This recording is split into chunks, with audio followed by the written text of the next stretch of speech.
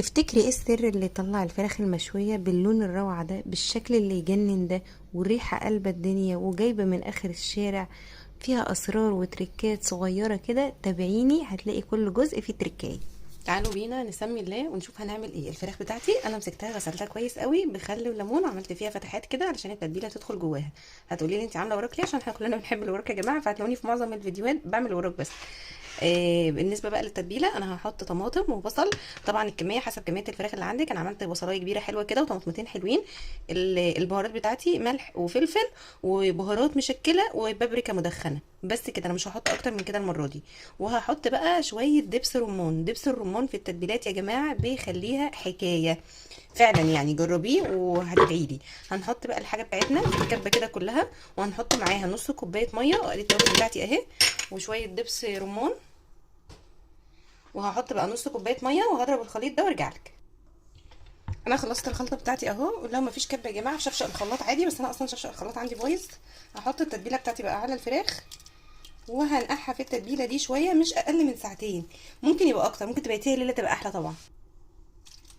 هقلب بقى الفراخ في التتبيله كويس عشان اتاكد ان التتبيله وصلت لكل جزء من الفراخ، وهحاول ان انا اسيب الفراخ كلها على وشها كده في التتبيله، بحيث ان هي التتبيله تبقى واصله لها كويس من تحت كده، داخله اللحم كويس. وهحط عليها برده من فوق كده كويس قوي يا جماعه. يعني حاولي انتي تدخلي التتبيله في كل مكان كويس قوي.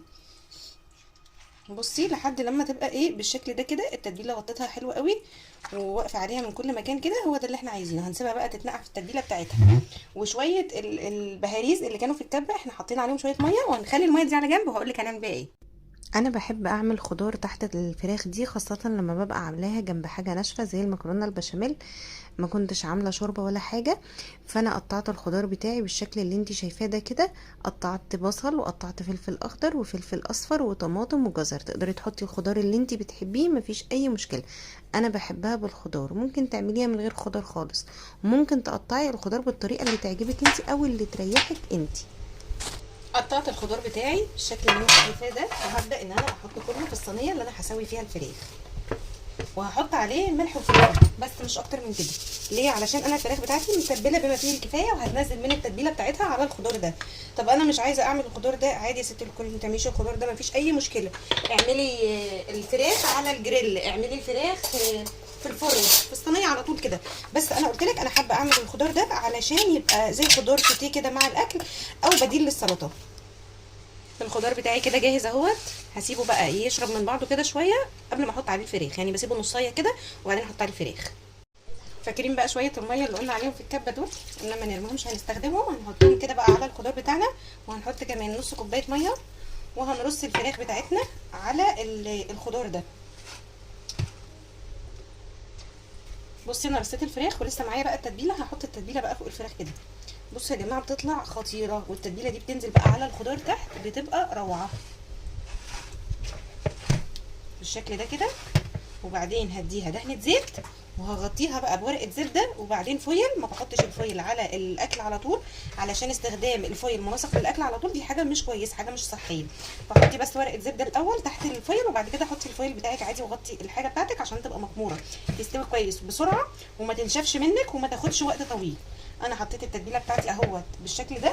اللي باقي من التتبيله هفضيه عادي كده ايه على الخضار كده. احنا اتفقنا ان الخضار ده بقى هياخد من التتبيله دي ومن طعم الفراخ، وهيبقى حاجه كده تجنن. ادي كده ايه شويه زيت كده بالشكل ده عليها عشان تديلها لمعه لما تستوي. وهوريكي بقى لما تستوي هعمل معاها حركه كده هتخليها في حته تانية خالص.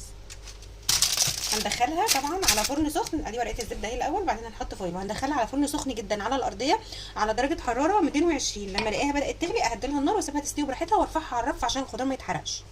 وادي صينيه الفراخ بالخضار بتاعتي. بصوا بقى هنعمل ايه. هنشيل بقى الفراخ دي نحطها في حله تكون لها حيطه عاليه وبغطا. ليه؟ علشان هنعمل لها تركايه دلوقتي هتخليها حاجه كده خطيره. والخضار ده هنعتبر ان هو شوربه خضار عادي هيتاكل مع الاكل، هيبقى طعمه فظيع يا جماعه. ادي الفراخ بتاعتي اهي، حته فحمه بقى انا حطاها ولعت على النار لحد لما بقت بالشكل اللي انتي شايفاه ده كده، مولعه خالص موهوجه. هحط عليها بقى شويه زيت. بصي الدخان ده اكتميه بقى بسرعه. بس بقى مش قادره اقولك هتبقى طعمها وريحتها عامله ازاي. الحركه دي مش حاجه صحيه يا جماعه، عشان نبقى على نور يعني. هي بتدي ريحه الفحم كويس قوي، بس ما نعملهاش كتير عشان دي مش حاجه صحيه. هنطلع بقى الفراخ المشويه بعد ما عملنا لها الفحم زي ما اتفقنا، وهنحطها بقى على طبق فيه شويه بقدونس. شوفي لي بقى الجمال ده كده، اتفرجي لي كده على الحلاوه دي، اتفرجي لي كده، بصي شايفه جمال اللون والريحه بقى. مش قادره اقول لك، جايبه اخر الشارع فعلا، مش كلامي يعني. الريحه قلب الدنيا، ولا كانك حياتي قد الدنيا. بصي بقى يا ستي، ادي الفراخ اهي، وهنديها كمان رشه بقدونس من فوق، وحاجه كده خطيره. اتفرجي بقى كده على الجمال. بصي شويه بقدونس على دي كده عشان ميجيش عليا بقدونس. طبعا دلوقتي هننضف الرخامه، مش مشكله الرخامه.